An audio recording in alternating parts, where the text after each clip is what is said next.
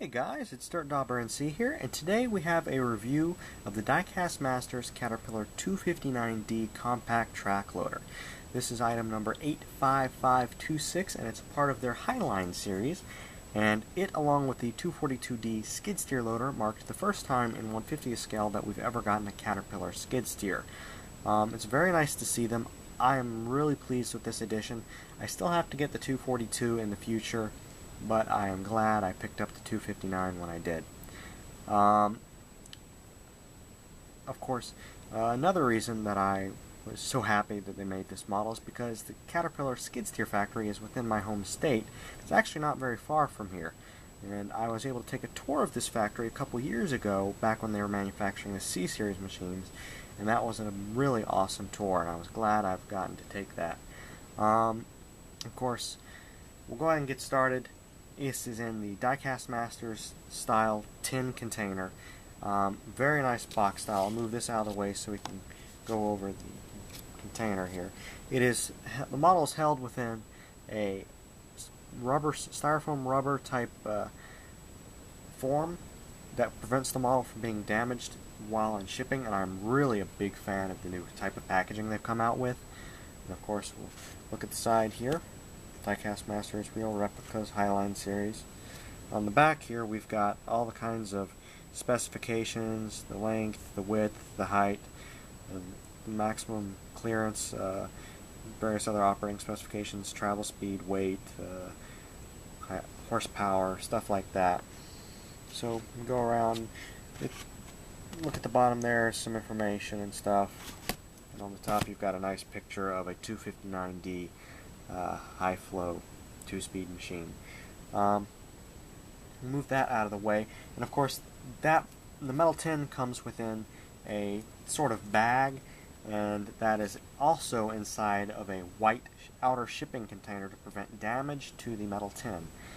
So we'll go ahead and bring the model back into frame, and we'll take a look at the attachments before we delve into the model itself. And here we have a set of pallet forks, and you can notice it's got the hook style quick coupler that we find on many Norscot Caterpillar models, such as the 924G, the 420E, the telehandler, and 420F even has it, which was a Norscot project that was taken over by Diecast Masters.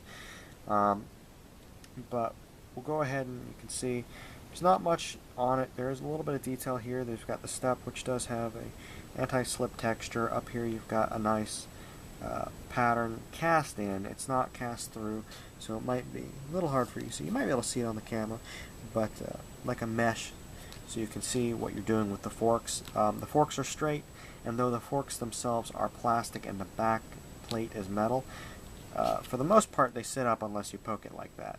So they sit up correctly and all that. They've got a nice weight distribution to them. And that's a real nice attachment for the model. Here we've got the little bucket. I am disappointed in this. This is a terrible attachment in my opinion. It's just too small. It's narrower than the machine.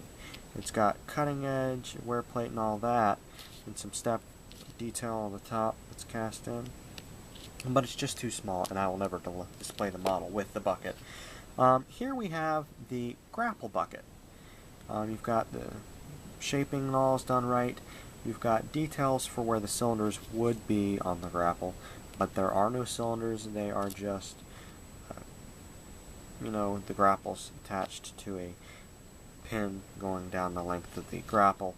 And of course, you can move each of them at different various stages and stuff. They'll pretty much hold any position. And of course, once again, you can see there's detail for cylinders and all that, and there's a little bit of wear plating on the bottom. But otherwise, that's probably my favorite attachment that comes with the model, aside from the wide bucket. I really do like the wide bucket, and we'll take that off of the model here. And you can see it has bolt detailing on the cutting edge. It's got detail there on the stair like the other bucket does. It's got detail along the side, cutting edges. On the bottom it's got some wear plating. So definitely my favorite of the four attachments. So we'll move these off to the side here, out of the way. Now, To start, we'll go over the functionality of the model. We'll start off with the boom lifting height. That is very nice. We'll stick the bucket on it to give you an idea of how much the bucket can curl. Bucket doesn't dump all too much, but it is pretty nice. I like the lift height. It's done well. And of course, you've got a nice, real good cut angle if you wanted to do that. Display the model that way. And that's how the coupler just hooks in with the tabs and likes to come undone. But there you go. The bucket sits nice and flat on the ground. It doesn't look bad. Of course, you've got your rubber tracks. They roll. They are a little stiff, but they do roll. As you can see, they are rubber, so they are going to have like that mount, a little bit of stiffness to them. But they are really well detailed, and we'll get into that more in a minute. I like to start here at the back, where we'll start today. Of course, you can see the D-Series engine cover that has the nice cat logo on it. You can see there is back there the cab glass, but it's an enclosed cab model. We've got here a detail for the door latch right here cast in. You've got the lights which are cast in, they're recessed, and they've got real nice paint. They look really nice, and they've got the reflector decals modeled down here. There is bolt detailing around the light fixtures, which I love. And then, of course, your tie-down points on the back are actually hollow if you wanted to make up some chains and model it being tied down to a tag trailer.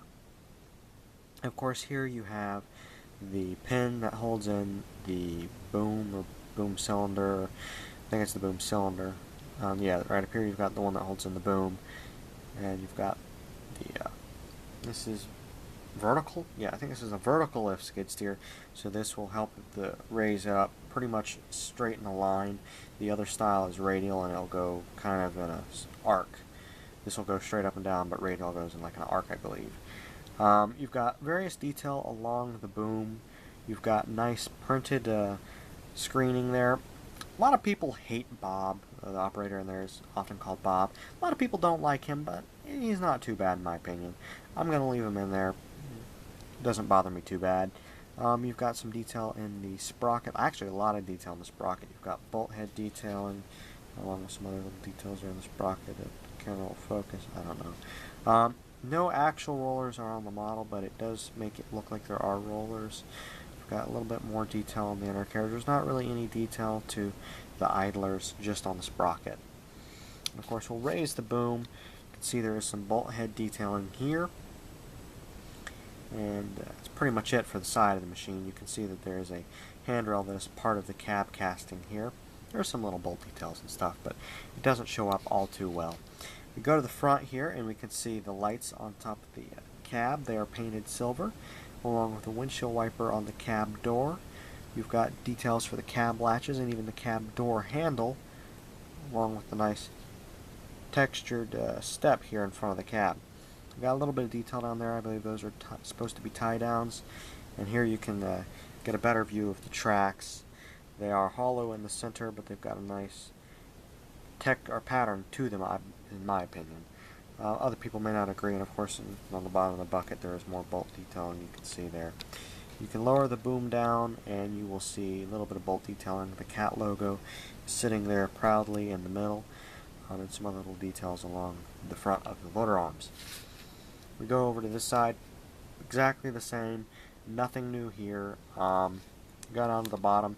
There isn't really any detail. There's a little bit. And of course, you've got the big Diecast Masters, and it shows that it's held together with screws. It's got the scale and the item number and all that.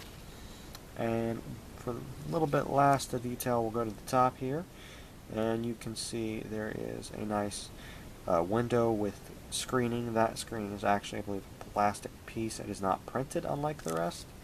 And then back here, you've got the engine cover is got a little bit of a detail there. Now, this is a smaller model, and it retails for about $30, depending on where you buy it. I definitely would recommend it.